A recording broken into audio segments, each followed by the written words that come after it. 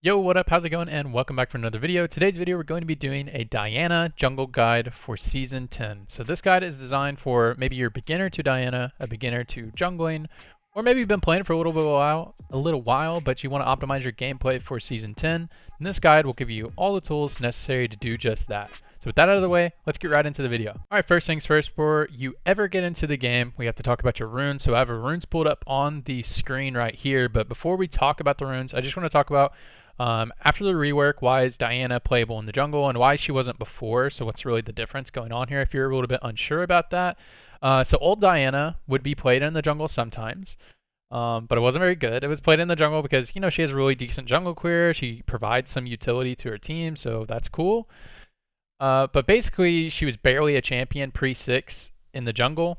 And she basically had a power farm style that got her to level 6, and she was essentially a level 6 jungler that wasn't as good as other level 6 junglers. So thinking about something like Nocturne, who's way more useful at level 6, but when Nocturne hits level 6, he is a pure terror, turns out the lights, and is the strongest thing on the map for the next like 8 minutes of the game. So just comparing Diana to other level 6 junglers or other junglers before, it was just kind of like, woo, you got level 6. Now you got a dash. That's cool. That's really epic. Awesome.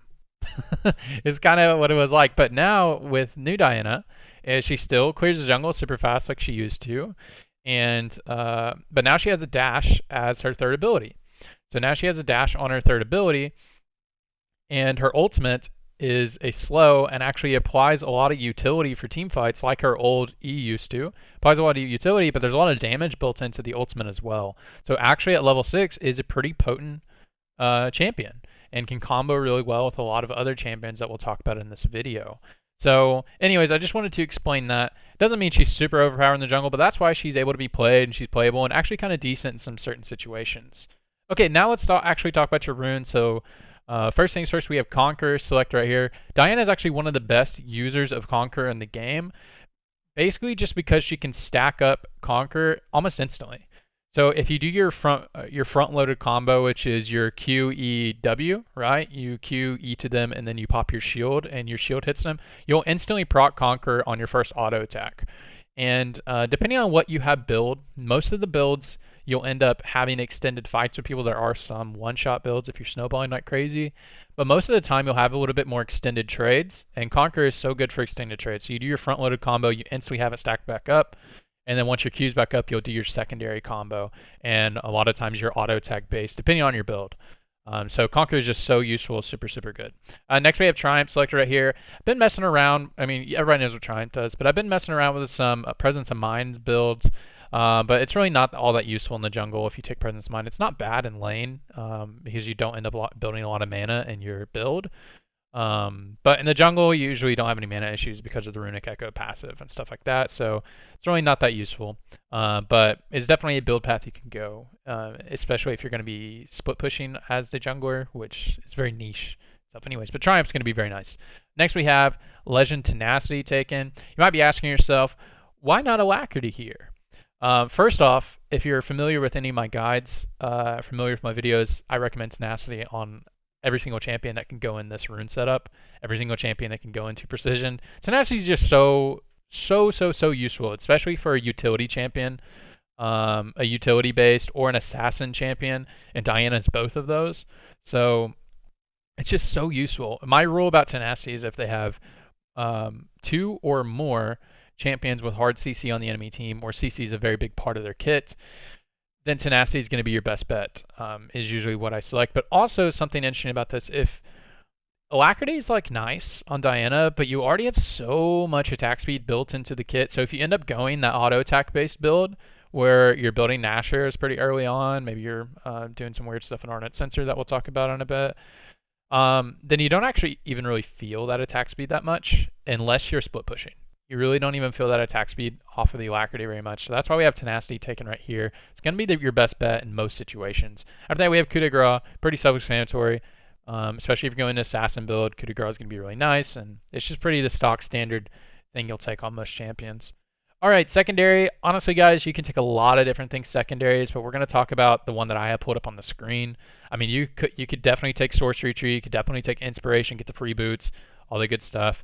So there's a lot of different things, but we're going to talk about Domination. So I've Sudden Impact right here, but you could definitely just exchange this out for one of the middle row runes for like Zombie Ward, Ghost Poro, Eyeball Collection would be fine as well. But I do like Sudden Impact. You're able to utilize it quite often with your 2 dashes that you should have set up if you do your combo right. So I do like Sudden Impact. After that, we have Ravenous Hunter. Ravenous Hunter's okay. It's nice. You don't really feel its impact until late game, I'll be 100% honest. You don't feel its impact really heavily. Rather than taking Ravenous Hunter, you could totally take Relentless Hunter. But if you really want that like 1v9 style or full utility style, Ravenous Hunter is going to feel nice in the late game. But if you want to get a little bit more stuff done in the early game, you could definitely take Relentless Hunter. Again, secondary tree on Diana isn't crazy important. Main thing is the primary tree that we talked about just a second ago. All right, after that we have our little stat runes right here. Attack speed is going to be your best bet 99% of the time, especially being a jungler. Attack speed's so OP. We have our Adaptive Force there, and then we're going to be taking our Armor as our last thing. If you're unfamiliar with taking runes in the jungle, Armor's best 99% of the time, just because it helps you be a lot more healthy with your first clear.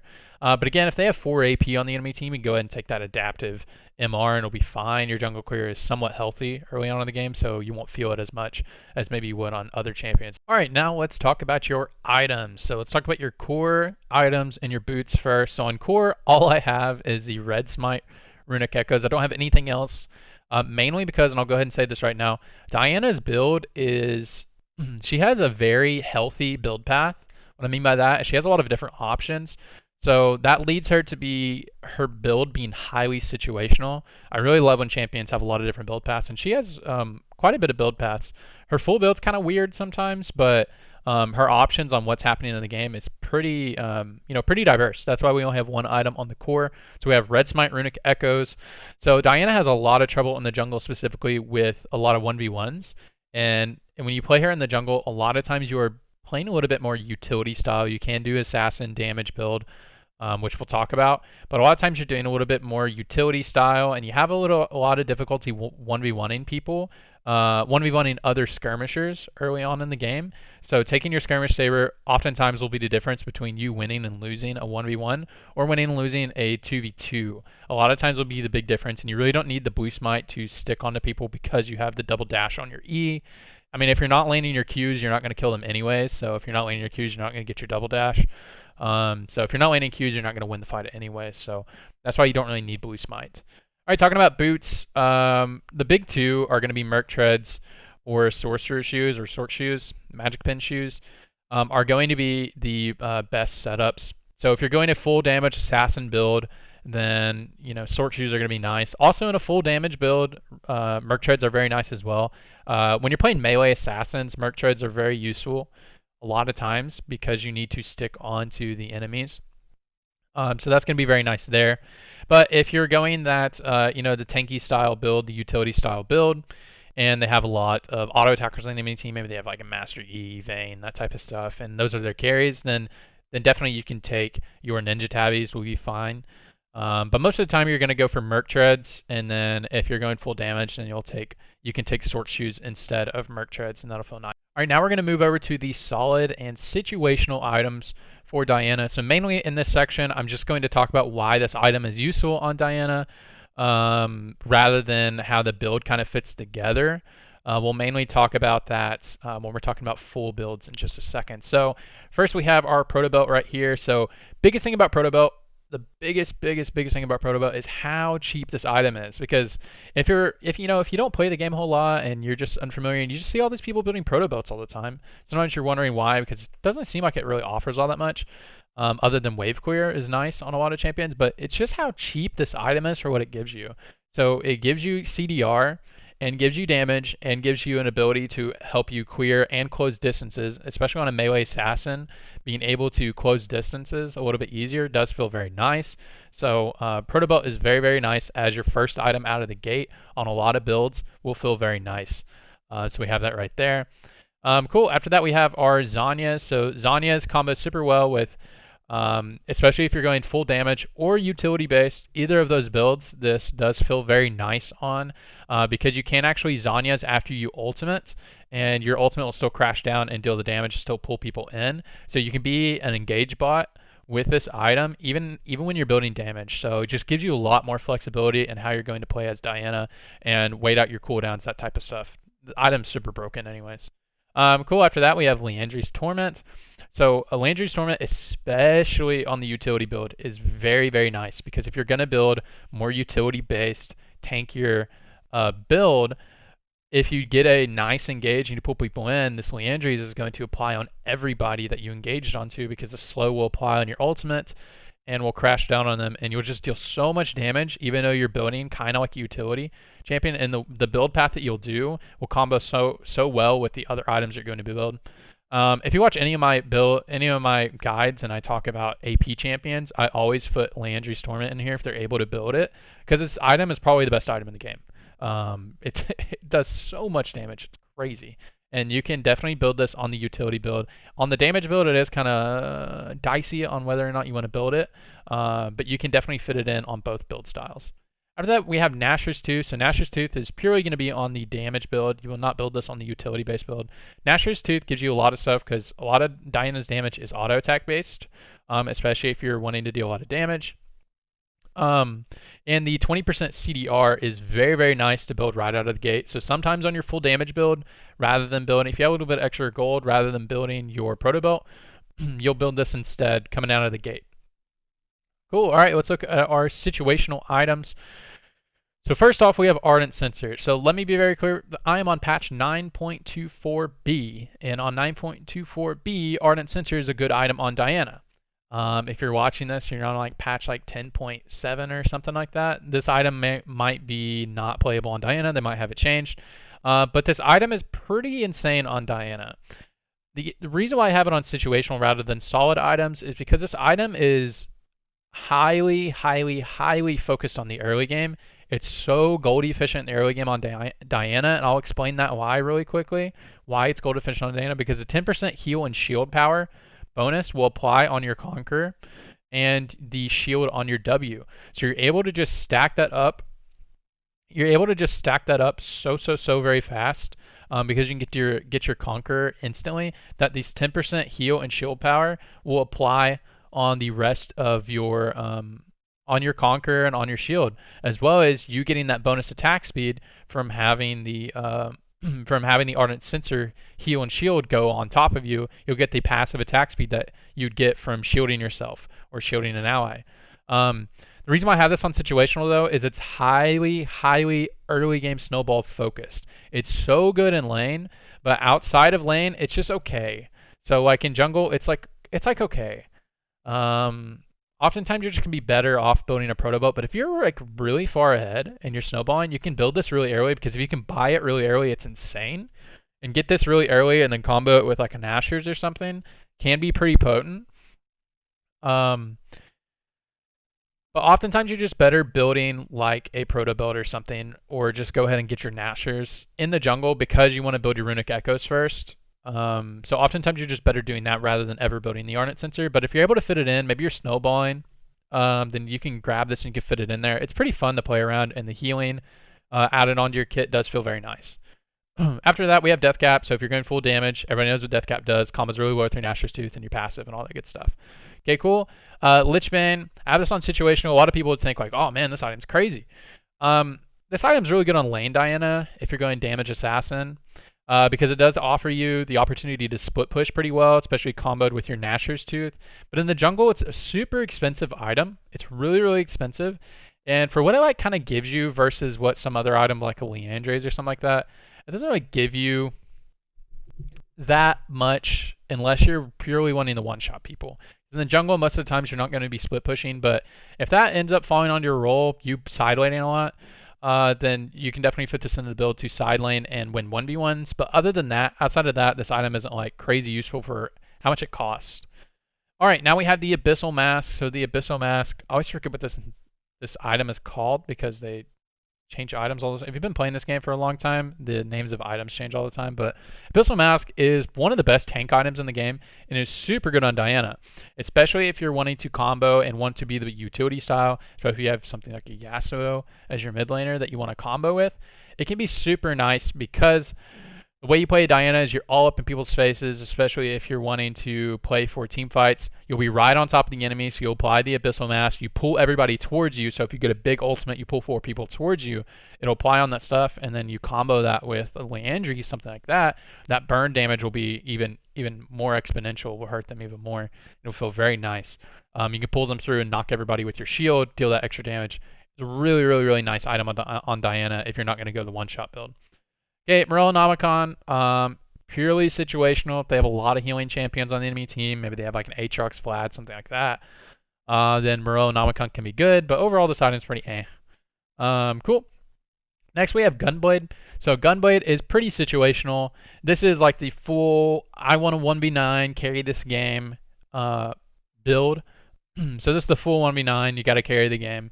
You can build a Hextech Gunblade. Maybe you're the only one ahead on your team. You can combo this with like a Nashers and deal so much damage, sustain forever. Can feel kind of nice. It is super expensive. That's why it's highly situational. But yeah, if you want to 1v9 the game, you can fit that in there. Banshee's Veil, you can fit this in your build sometimes, maybe at the end of your build, especially in the utility style build. You can fit this in, help you get that CDR that you need, the 40%, while also being tanky, and having that passive shield can be kind of nice sometimes. All right, now we're going to talk about some of the full builds that you can do. So I'm going to have both builds pulled up. So we're going to just talk about the Snowball Assassin build and the Utility Bruiser build. So these are example builds. So remember, they're example builds, meaning that this isn't the end-all, be-all build for the champion based off of that going on. I did give 2 build options because, especially on Diana, she's so situational on what you want to build. That like I don't want that like Diana one trickster coming here like actually you want to build this right here. The builds are highly situational. These are just example build paths that you could possibly do. So the first one we're talking about is the Snowball Assassin. Key thing in there is Snowball because this build is pretty expensive. So we have our Sork Shoes that we already talked about, or Runic Echoes that we already are going to build every game. After that, we would build our Nashers. That's instantly going to give you a 30% CDR. And then combo that with your Zhonya's, which is a cheaper item. Gives you a lot of utility. Makes you not super one-dimensional, even though you're an assassin. And we'll give you that 40% CDR, which is really valuable on Diana. After that, we're going to have our Rabadon's Death Cap. That self-explains itself. And then we have our Lich Bane. You are going to overcap on the CDR if you build this item last, but this is the full one-shot assassin build, so we can add it there. If you don't want to build that, you could just insert like a Leandry's there, and that's going to be a full damage build. And with the Leandry's, offers you a little bit more utility in the team fights. Remember, this is a snowball build, highly situational. You could fit the Ardent in here early in the build if this item is still good on whatever patch you're playing on. You could definitely have Merc Treads and stuff like that, but this is just an example build. Remember, build the situational items if it makes sense in the game. All right, Utility Bruiser. I love this build, by the way. The first 4 items, at least. Feels very nice. So, Utility Bruiser, we have the Merc Treads. We already talked about why this item is so good. Runic Echoes. We're going to build that every single game. After that, we have our Abyssal Mask, which makes Diana into like a weird damage tank bruiser thing. Especially if you're going to be comboing with other champions who have some big abilities like, like Yasuo, or maybe like a Misfortune. You're going to pull them all together for Misfortune ult. All the good stuff, Aphelios, things like that. Champions you can combo with really well. Then this build's going to be nice, especially if you're behind. You can feel really useful in the game having this build. So we have our Abyssal Mask right there. Then we have our Leandry's Torment. As I said before, you pop into a team fight, you pull 4 people into him, you get the Cream Dream Ultimate. That burn is going to apply on all of them. It's going to be huge damage for a build that's also very tanky, so it's going to feel nice. Zhonya's Hourglass, already going to give you, that's going to give you an additional CDR right there. So once you have this built, you will have 30% CDR. It gives you extra utility in fights, lets you reset your cooldowns, do your ultimate without taking damage, all that good stuff. Makes you just way more tankier having this item. And then you can round it out by maxing out your CDR with a Banshee's Veil if it makes sense. But if you don't want to build Banshee's Veil, you can fit a damage item in here, or maybe you want to do some really tanky, kooky stuff and build a Stone Plate. That'd be fine as well. Most of the times you don't even get to this item if you're in the jungle, because these items before it were actually kind of expensive for a tank build.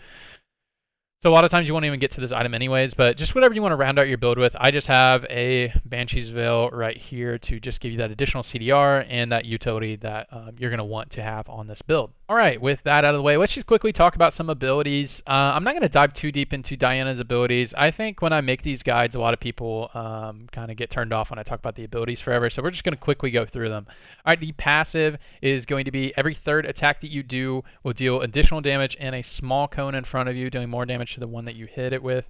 So you get bonus damage every third auto attack, and then also every time you use an ability, you will get you will double your attack speed. So you'll get like crazy attack speed steroid. That's why it's pretty good in the jungle. And so for a couple seconds, you'll get that buff. So you want to space out your abilities. You don't want to use your full combo all at once in the jungle, especially early on, or you will not make use out of the passive. So you do want to space out your abilities a little bit, or your clear won't be as healthy and won't be as quick. After that, we have our Crescent Strike. So Diana will throw a projectile in front of her in a crescent shape out of her right hand. So it'll always come out of the hand of where the weapon is on Diana. It'll always be in her right hand, so it'll come in that direction. So you do need to practice around. I'm not going to explain a whole lot how to make that better at the end of the video, but you would just need to practice Diana a little bit to understand the distance and understand how you actually need to curve it. If people are likely to dodge, you can just put it further to Diana's left, depending on which side of the map you're on, and it'll curve more in. So you do have to choose a trajectory that it goes in, and you can choose the distance as well. So you can throw it like right in front of you, or you can throw it at max distance, and it does change the trajectory. When it hits, it does hit in a circle, so everybody around the apex of the point of the Crescent Strike will be hit in a circle. This is going to be your main ability. All right, and now let's talk about your W. Your W is going to be your shield. So essentially what you'll get is you'll get a shield when you press the button. When you press your W, you will get a shield, and then you have 3 balls going around you. Those 3 balls will detonate when they hit enemies, right? So if you're on top of enemies, they'll detonate, and once they detonate, you'll get an additional shield applied onto you. So that ability is pretty self-explanatory. After that, we have our E. Our E is new, so it's our dash. It used to be our ultimate, right? It's our Lunar Rush. I'm not quite sure if that's what it's called now, but our Lunar Rush. And so that is a dash. So you dash forward. It's a pretty big range for a dash. And so if they are already marked with Moonlight from your Crescent Strike, so if you already hit them with your Crescent Strike, then you can E to the enemy. And the ability will be instantly off CD. There are some combos you can do with that, and I'm going to show that at the end of the video, so stay tuned for that. But just for right now, just know that you can throw your Q out in front of you, and then it'll apply Moonlight, and then once you use your Lunar Rush, it'll let your Lunar Rush will reset cooldown. Other thing to note about that, though, is if you hit multiple enemies with Moonlight, and then you use your Lunar Rush to get to an enemy, it'll drop the Moonlight passive off of everyone else, or at least you won't be able to reset your E again. You'll actually have to apply another Q stack. So it will take your Moonlight passive off of all enemies in the vicinity, so you can't just go like Q dash dash dash. You can't do it like that. You'll have to actually get another Moonlight stack on, so be mindful of that whenever you're using it. Okay, and now we have your ultimate. So your ultimate is pretty cool. It's like your old E, but it deals damage. They put a lot of damage into the ultimate now. So what your ultimate will do is all the enemies around you, it'll pull them in towards you and will slow them. So it'll knock them up, pull them in, and slow them. And then after a short delay, we'll crash down. Kind of like Kale's ultimate. We'll crash down a bunch of damage. That'll do damage. The damage increases for how many enemies you have in it. So if you have more than one enemy in it, it'll do additional damage for each additional enemy that you get after one enemy. If you do not have any enemy pulled into it, because you can use it without people being near you, if you don't pull anybody into it, it will not do the second part of the ultimate. So it won't just do the crash down thing. If you don't pull anybody into it, it will not deal any damage after that at all. Cool, so that's going to be the biggest ability that you'll play around. I mean, your Q is going to be the biggest thing you play around, honestly. But anyways, let's talk about what you max. So you want to max your Q first. That's going to be your main damaging ability. After that, W max is pretty nice second, so it does make you a lot more tanky. It is very good on both build styles. But if you're not able to land your combo very well, not maxing your E second, sometimes it can feel really bad because sometimes you'll have like a 16 second cooldown if you don't max it second. But I definitely do prefer W max second. Makes you a lot more tanky. You want more utility. And if you're landing your combos pretty consistently, then you won't feel that you didn't put points into your E. But if you want to E max second, that's okay. It does make the cooldown a lot less. But definitely do prefer Q max first, W max second, and then E max third. Obviously, put points into your ultimate when it makes sense. All right, now let's talk about your actual jungle clear. So Diana has a couple different jungle clears she can do. And I'll talk about jungle counters in a second. But she has a couple different clears she can do. So she can actually make really good use of what I call the Krugs clear. So that's where you do red buff, Krugs, Raptors, and get a level 3. So you do full red side clear, or Krugs clear. She actually can make use of that a lot. She can also, and it's pretty healthy, she can also do a little bit different build of a 4 camp clear to level 3, which is going to be like red buff, Raptors, Wolves, blue buff, and that'll be fine as well. Get you closer to level 4 than the previous one I said. And those are all talisman jungle.